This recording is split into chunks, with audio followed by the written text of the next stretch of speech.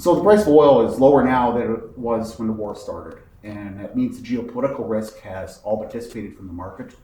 And the war's not over. We're still bringing in refugees. What does this mean for Saskatchewan, and are you concerned for Saskatchewan's budget?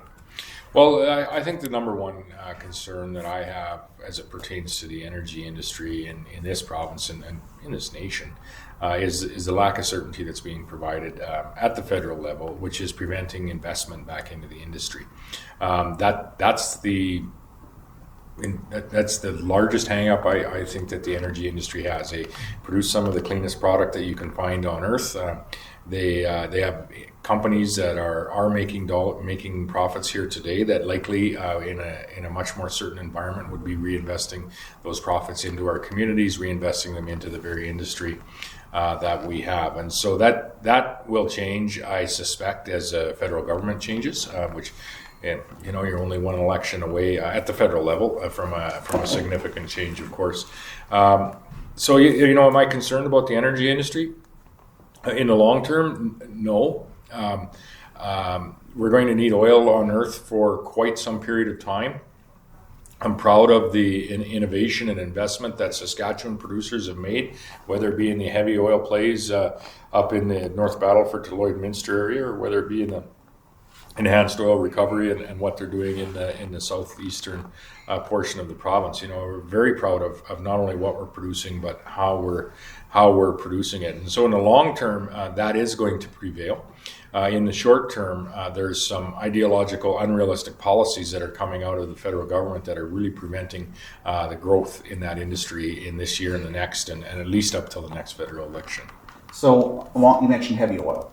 So on Friday last week, WCS, Western Canadian Select, was $45 a barrel. WTI was $72 a barrel. I think it's $70 today. So we had about a $27 differential again. And this is something you spoke about many times in the past. What does this mean for us now that it's back?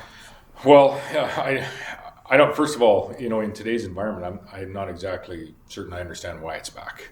To be quite frank with you, there's OPEC hasn't opened up the taps. I don't quite understand what's driving the oil pricing up today.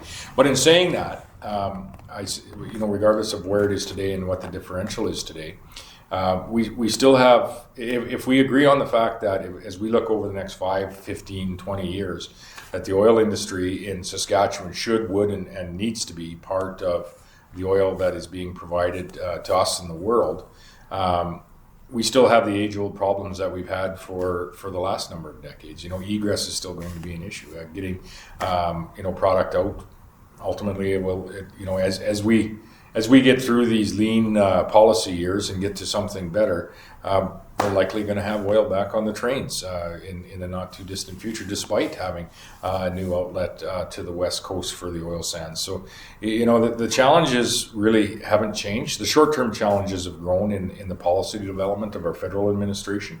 But in the longer term, our challenges are very similar to what they have been for quite a period of time, and that is, how do we get this product to market? And ultimately, then the shorter term challenge is how do we get, some policy development that will actually allow us to reinvest in the industry. Some of the refugees that have come here are finding work in the oil patch, as well as other sectors of the economy.